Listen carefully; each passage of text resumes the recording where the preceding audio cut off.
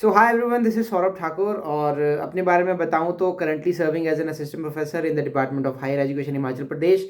Net 6 बार निकाल चुका हूं, अब निकालना छोड़ दिया है, अब दूसरों के निकालता हूं। मुद्दे पे आते हैं। मुद्दा ये है कि मुद्दा बहुत बड़ा है, जैसा कि आपको थंबनेल में देख के लगा होगा कि यार बिग चेंज, बहुत बड़ा बदलाव। ये सब लिखना पड़ता है, लिखना पड़ता है हमें। इतना बड़ा कोई बदलाव नहीं है कि आपको कोई स्ट्रेस हो जाए या टेंशन हो जाए, आप सभी लोगों के लिए तो इसमें फ़ायदा ही है। ठीक है। अब जो हमारा नेट का एग्ज़ाम होता था, वैसे तो आपने बहुत सारी वीडियोस देख ही ली होगी अभी तक। लेकिन मैं कोशिश करूँगा इसको अपने तरीके से समझाने की, कि जो कुछ भी हुआ है ये बिगिनर्स के लिए भी, ताकि ये वीडियो हेल्पफुल रहे। कोई बिगिनर्स इसे देख रहा है जिसे नेट के बारे में कुछ भी नहीं पता, उसे भी पता लग जाए। देखो, नेट हमारा पहले 2 कैटेगरीज में होता था। सबसे पहला, जो टॉप के 1% या फिर 0 पॉइंट कुछ परसेंट लोग जो होते थे, उन्हें जेआरएफ मिलता था। जेआरएफ यानी कि नेट विद जेआरएफ। जेआरएफ यानी कि जूनियर रिसर्च फेलोशिप, जिसमें आपको फेलोशिप मिलती है 5 साल के लिए पीएचडी करने के लिए। और पीएचडी में आपकी डायरेक्ट एडमिशन होती है without appearing in any kind of entrance test. ठीक है, इतनी सी बात क्लियर है। दूसरी कैटेगरी थी हमारी, जो कि टॉप के 6%, वैसे तो टॉप के 6% लोगों का ही नेट क्वालिफाई होता था, उसमें से 1% आप मान लो टॉप के जेआरएफ, बच गए 5%। वो 5% लोगों का क्या होता था, नेट क्वालिफाई होता था, यानी कि eligible for assistant professor only. ठीक है जी। इसमें क्या है कि आपको कोई भी फेलोशिप नहीं मिलती थी, और पीएचडी के लिए आपको क्या करना पड़ता था, एंट्रेंस देना पड़ता था, जो कि हर एक यूनिवर्सिटी अपने हिसाब से करवाया करती थी।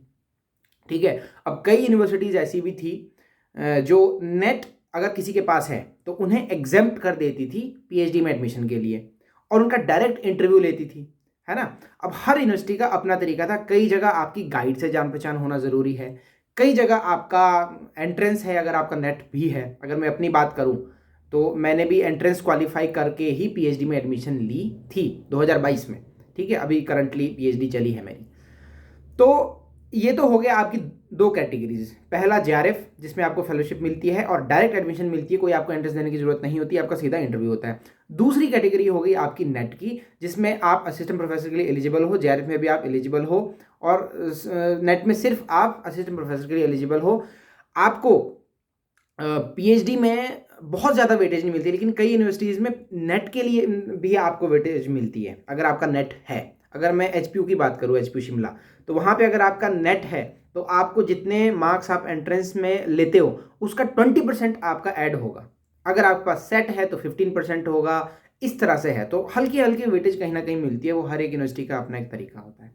अब इन्होंने कुछ नहीं किया, यूजीसी वालों ने क्या किया कि एक तीसरी कैटेगरी ऐड कर दी। ठीक है। अब ये तीसरी कैटेगरी क्या है?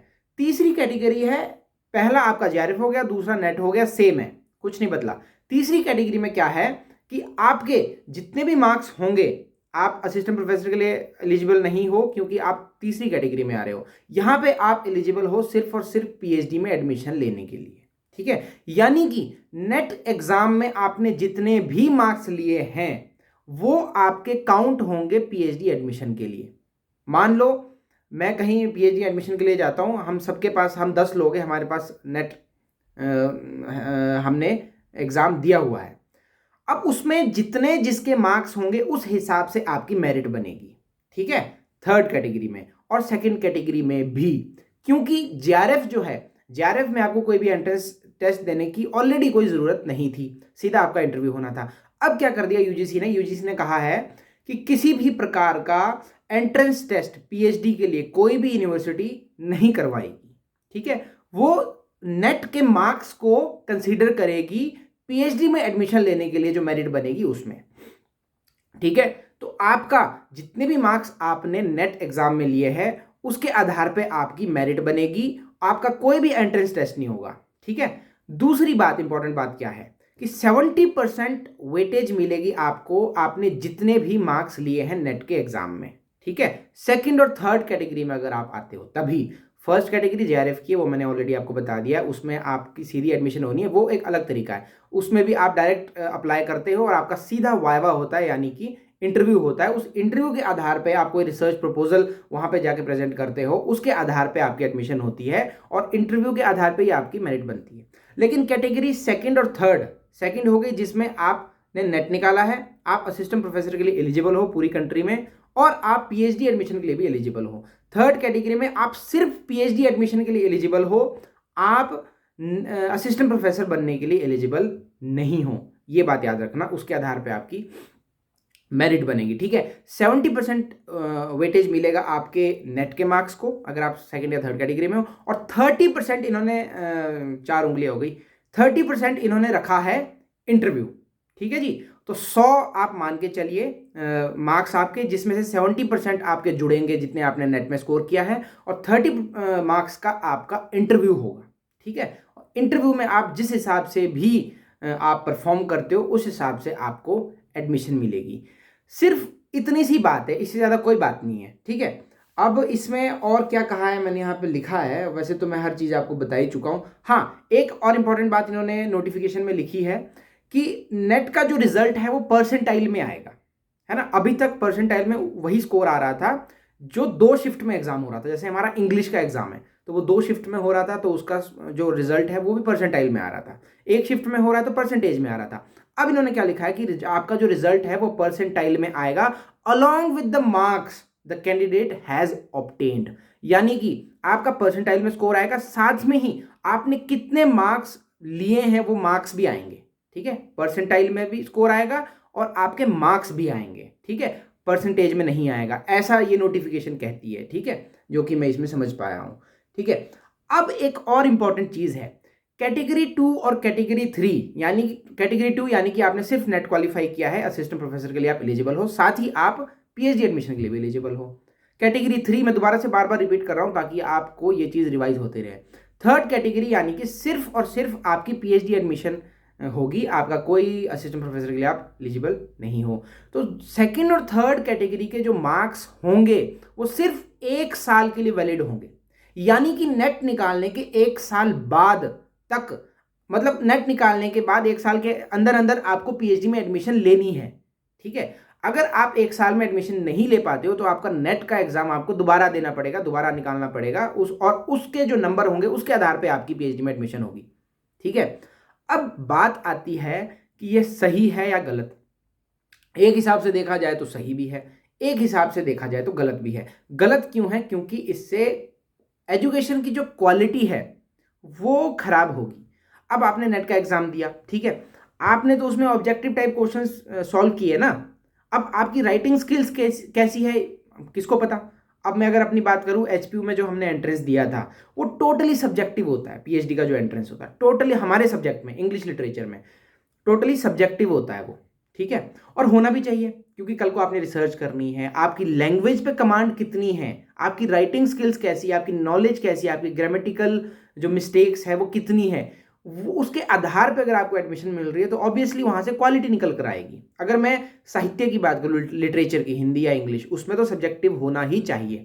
बाकी सब्जेक्ट जो है उसमें इतना ज़्यादा घाटा है नहीं, लेकिन स्टूडेंट्स का फायदा है इसमें। अगर आपने नेट में अच्छे मार्क्स ले लिए, और नेट में वैसे भी अगर आप मान लो आपने 50% भी लिया है, 50 क्वेश्चन आपके 100 में से सही है, तो उसमें से 10 में तो तुक्का भी लगता ही है हमारा, है ना।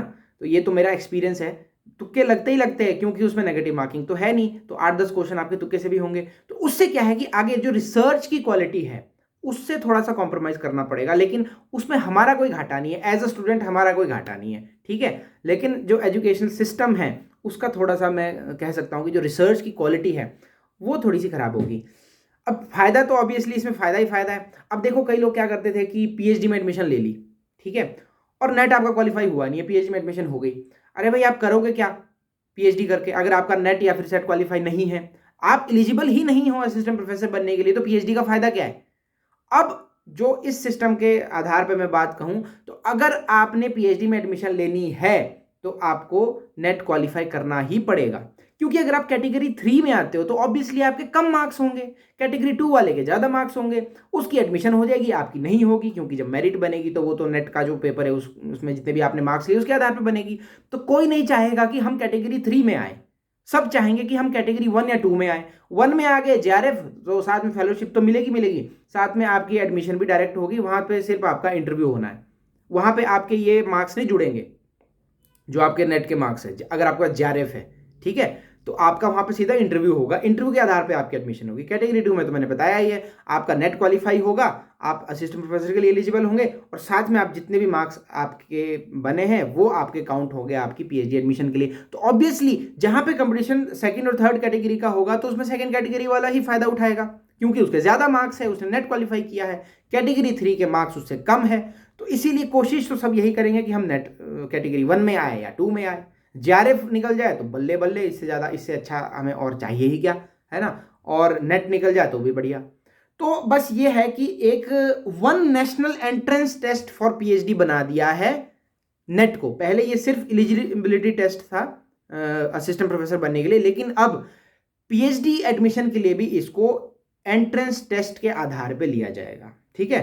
तो अब जितनी भी यूनिवर्सिटीज़ है उन्हें इस गाइडलाइन को फॉलो करना ही पड़ेगा, है ना। पहले हर यूनिवर्सिटी अब अपने हिसाब से एंट्रेंस टेस्ट करवाती थी, उनका अपना पैटर्न होता था, अपने हिसाब से सिलेबस होता था, उनकी मर्जी थी भाई।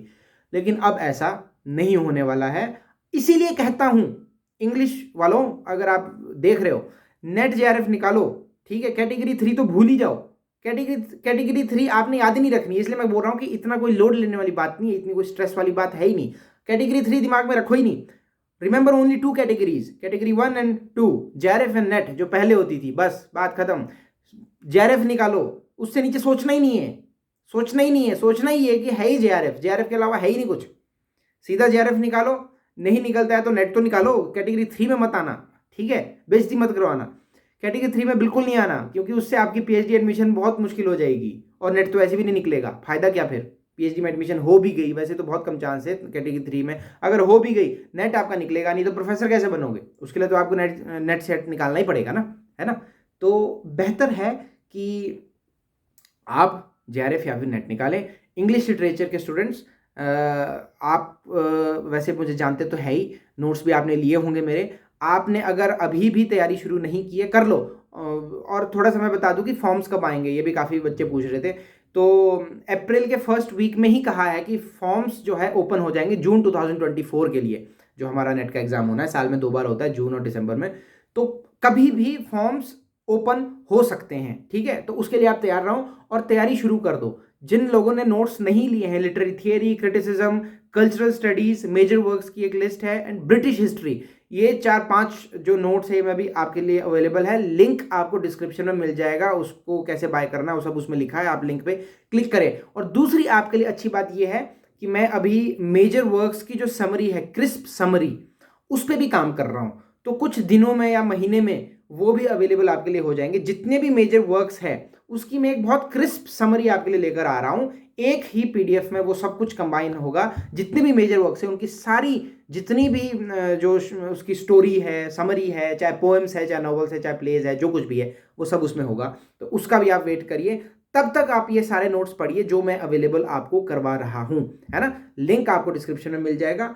और यही सब था कहने को, और बस उम्मीद करता हूं कि आप समझ गए होंगे, ठीक है। 70 + 30, 70% वेटेज आपके नेट को और 30% आपके वाइवा को, इसको मिला के बन गया 100%। और इस 100% में जो मेरिट में आएगा, जितनी सीट्स होगी उसके हिसाब से उसकी पीएचडी में एडमिशन होगी, और आपके नाम के आगे लगेगा डॉक्टर। हमारी यूनिवर्सिटी में बड़ा ट्रेंड है, और डॉक्टर डॉक्टर और डॉक्टर साहब। हम हॉस्टल में होते थे, हालांकि मैं एमफिल में ही था उस वक्त, तो तभी से लोग डॉक्टर साहब बोलना शुरू कर देते, कि पता है एमफिल कर रहा है बंदा तो पीएचडी भी कर ही लेगा कभी ना कभी, है ना। तो चलो, आप सभी लोगों को ऑल द बेस्ट, और तैयारी अभी से शुरू कर लें, ज़्यादा देर ना करें, ठीक है। Okay, bye, take care.